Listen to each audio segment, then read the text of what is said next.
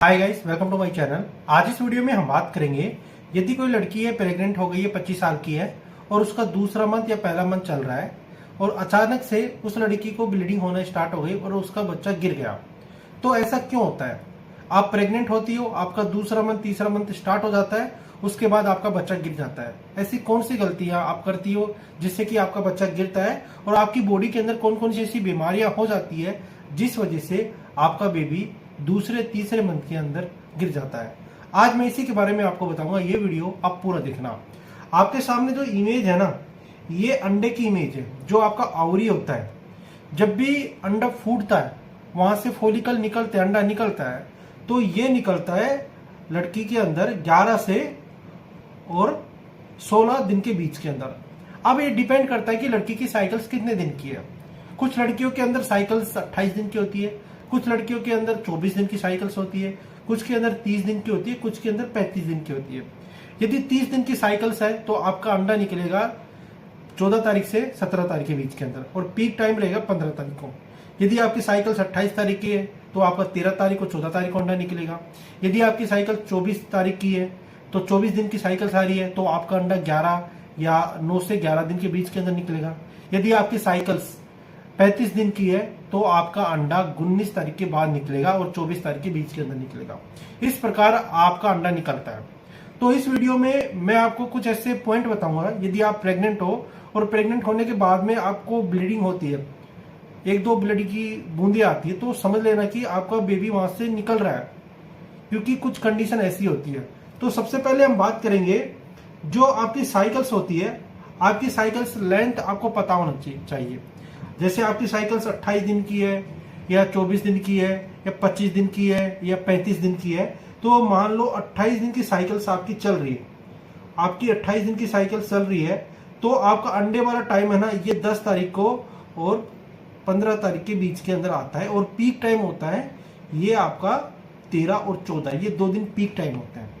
इस प्रकार से आप पता लगा सकते हो। तो सबसे पहले हम बात करेंगे, यदि कोई लड़की 2 मंथ की प्रेग्नेंट है या 1 मंथ की प्रेग्नेंट है, आपके पास आ रही है, बोल रही कि मेरी बॉडी के अंदर दर्द हो रहा है, हड्डियों के अंदर दर्द हो रहा है, हाथ पांव के अंदर दर्द हो रहा है, तो उसकी बॉडी के अंदर विटामिन डी की कमी होना स्टार्ट हो जाती है। अब ये 2 विटामिन हमारी बॉडी के अंदर सबसे कम पाए जाते हैं, जैसे विटामिन डी और विटामिन B12। जो ये विटामिन B12 होती है, ये नॉन वेज जैसे चिकन, मांस, इनके अंदर सबसे ज्यादा पाई जाती है। और विटामिन डी भी, ये भी इनके अंदर पाई जाती है। जैसे हम बोलते हैं कि सन से विटामिन डी मिलती है। हाँ, विटामिन डी मिलती है, मतलब सन से डायरेक्ट विटामिन डी नहीं मिलती, क्योंकि सन की जो किरणें होती है सुबह 10 बजे से पहले जो किरणें आती है सन की, सूर्य की, ये हमारी स्किन के अंदर जाती है। स्किन के बाद ये हमारे टिश्यू के अंदर जाती है, उसके बाद में लीवर के अंदर जाती है। कुछ ऐसी रासायनिक क्रिया होती है हमारे लीवर के अंदर, उसके बाद में ये विटामिन डी मिलती है। डायरेक्ट कभी भी विटामिन डी नहीं मिलती। यदि आप डायरेक्ट विटामिन डी लेना चाहते हो तो नॉन वेज के अंदर सबसे ज्यादा विटामिन डी मिलती है और मिल्क के अंदर भी विटामिन डी मिलती है। तो नॉन वेज के अंदर सबसे ज्यादा विटामिन डी मिलती है। तो आपको विटामिन डी के इंजेक्शन, विटामिन के डी की टैबलेट, ये आपको लेनी है। जैसे फिश ऑयल होते हैं, मछली का तेल होता है, उनके कैप्सूल भी आते हैं, वे भी आप ले सकते हो। तो यदि किसी औरत के अंदर ब्लीडिंग हो रही है, बोन के अंदर दर्द हो रहा है, तो सबसे पहले हमें विटामिन डी के सप्लीमेंट उसे देना चाहिए और विटामिन B12 के सप्लीमेंट उसे देना चाहिए, क्योंकि ये बच्चे को सपोर्ट करता है। ये औरत की हड्डियों के अंदर जो दर्द होता है उनको कम करता है।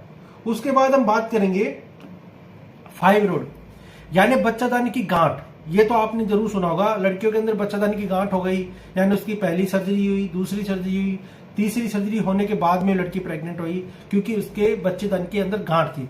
इसे हम बोलते हैं फाइब्रोइड। अब ये फाइब्रोइड भी 3 प्रकार के होते हैं। जैसे कुछ फाइब्रोइड ऐसे होते हैं जो यूट्रस होती है ना, यूट्रस की जो दीवारें होती है, जो मसल्स होती है, वहां पर ये फाइब्रोइड होना स्टार्ट हो जाते हैं। ये इतने खतरनाक होते हैं, जब भी लड़की की साइकिल्स आती है तो यूट्रस हमारा मरोड़े मारता है साइकिल्स के अंदर, पीरियड के अंदर 1 से 2 या 3 दिन के लिए। तो ये गांठें उसके अंदर भिजती है, तो बहुत ज्यादा पेन होता है, उसको भयंकर वाला पेन होता है, ब्लीडिंग भी बहुत ज्यादा होती है। उसके साथ ये फाइब्रोइड यूट्रस के बाहर भी हो सकता है, जो बच्चादानी है इसके ऊपर भी हो सकता है। उसके साथ ये बच्चादानी का मुंह है, जिसे हम सर्विक्स बोलते हैं, तो यहाँ पर भी फाइब्रोइड हो सकता है। अब जो ये लेप्रोस्कोपी की है, अब लेप्रोस्कोपी कैसे करते हैं, जो हमारा पेट होता है, नाभि होती है, उसके आसपास से कुछ ऐसे यंत्र डाले जाते हैं दूरबीन के द्वारा, जिसे हम देखते हैं जैसे ये फाइब्रोइड है, देखिए फाइब्रोइड ये रहा, ये फाइब्रोइड ये रहा। अब इसकी डॉक्टर सर्जरी करके निकाल देता है। यदि फाइब्रोइड ज्यादा बड़ा है और लड़की की एज 25-26 साल है तो इसकी सर्जरी करते हैं, क्योंकि ओल्ड एज के अंदर यदि किसी को फाइब्रोइड हो जाता है 50 साल 60 साल के अंदर या 35 साल के अंदर, तो क्या होता है कि धीरे धीरे ये वहां पर जैसे जैसे लड़की के अंदर पीरियड खत्म होते हैं, 50 साल की हो जाती है, 35 साल की हो जाती है, 45 साल की हो जाती है, तो वैसे वैसे ये फाइब्रोइड खत्म हो जाते हैं। और फाइब्रोइड के अंदर हमें 2 टैबलेट तो सबसे ज्यादा चलानी चाहिए, आयरन की टैबलेट और फोलिक एसिड की टैबलेट। ये 2 टैबलेट तो औरत को लेनी ही चाहिए फाइब्रोइड के अंदर, बहुत ज्यादा ये इंपॉर्टेंट होता है, इस वजह से सबसे ज्यादा बच्चे गिरते हैं। और एक होता है यूट्रस के अंदर, यूट्रस के अंदर देखो ये रही है छोटा सा, यदि यूट्रस के अंदर हो जाता है ना फाइब्रोइड, तो बच्चा रुकता नहीं है, बच्चा 1-1.5 मंथ के अंदर गिर जाता है। उसी प्रकार पीसीओडी, पीसीओडी भी एक खतरनाक बीमारी होती है। यदि कोई लड़की प्रेग्नेंट हो जाती है, इसके अंदर पीसीओडी है, वे लड़की फिर भी प्रेग्नेंट हो गई दवाई के द्वारा, और तो कुछ कंडीशन ऐसी आएगी जैसे एंड्रोजन हार्मोन है, यहां से जो ये फोलिकल होते हैं ना, एंड्रोजन हार्मोन बहुत ज्यादा बनाते हैं। इस वजह से लड़की की बॉडी के अंदर लड़के के गुण आना स्टार्ट हो जाता है, जैसे चेहरे पर बाल आना, हाथ पांव के अंदर बाल आना, वॉइस मोटी हो जाना, चिड़चिड़ी होना, फैटी होना लड़की, ऐसे अनेक सारे लक्षण आ जाते हैं। और यदि फाइब्रोइड के अंदर, यदि पीसीओडी के अंदर यदि लड़की मोटी हो गई तो इंसुलिन ज्यादा बन रहा है, इंसुलिन कम करने के लिए मेटफॉर्मिन देते हैं, और मेटफॉर्मिन यदि हम नहीं देंगे और लड़की प्रेग्नेंट है, और क्या हुआ कि बच्चा भी धीरे धीरे डायबिटीज का शिकार हो जाएगा, हाइपरग्लाइसीमिया में चल जाएगा, बेबी हाइपरग्लाइसीमिया तो रहेगा, मतलब ज्यादा इंसुलिन बना रहा है उसकी पेनक्रियाज, और डिलीवरी के बाद ये बेबी अचानक से हाइपरग्लाइसीमिया में चल जाएगा, यानी उसकी बॉडी के अंदर इंसुलिन बहुत ज्यादा, ग्लूकोज कम हो गया है, इस वजह से बेबी अचानक से मर भी सकता है। उसके बाद हम बात करेंगे स्ट्रेस, यानी आप तनाव लेते हो बार बार, ये भयंकर बीमारी है आज के टाइम में। यदि कोई प्रेग्नेंट लड़की है, पहला दूसरा मंथ चल रहा है, टेंशन ले लिया, बार बार सोच रही है, तो उससे क्या होता है कि ग्रोथ हार्मोन होते हैं जो बेबी के लिए और माँ के लिए बहुत ज्यादा इंपॉर्टेंट होते हैं, ये ग्रोथ हार्मोन चेंज होना स्टार्ट हो जाते हैं।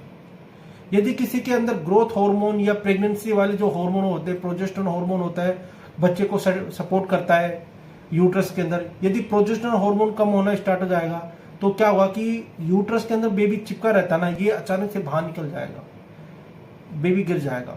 तो इसलिए जब भी कोई लड़की आपके पास आ रही है, स्ट्रेस ले रही है, देखना कि तनाव है नहीं है, तो उसे प्रोजेस्टेरोन के इंजेक्शन देना होना जरूरी है। और इसकी टैबलेट कैप्सूल भी आते हैं, 50 mg की कैप्सूल भी आती है, और 100 mg की कैप्सूल भी आती है, 200 mg की कैप्सूल भी आती है। तो कैप्सूल भी दे सकते हो और इंजेक्शन भी दे सकते हो। तो प्रोजेस्टेरोन हार्मोन बहुत ज्यादा इंपॉर्टेंट होता है प्रेगनेंसी के लिए, और यदि आप स्ट्रेस लेते हो तो हार्मोन कम होना स्टार्ट हो जाता है।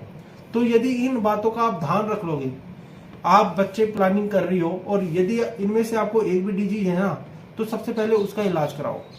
उसका इलाज करने के बाद ही आप फैमिली प्लानिंग करना, तो आपकी प्रेगनेंसी कंटिन्यू चलेगी। यदि वीडियो आपको अच्छा लगा, वीडियो को लाइक कर देना और मेरे चैनल को सब्सक्राइब कर देना। वीडियो देखने के लिए थैंक यू सो मच।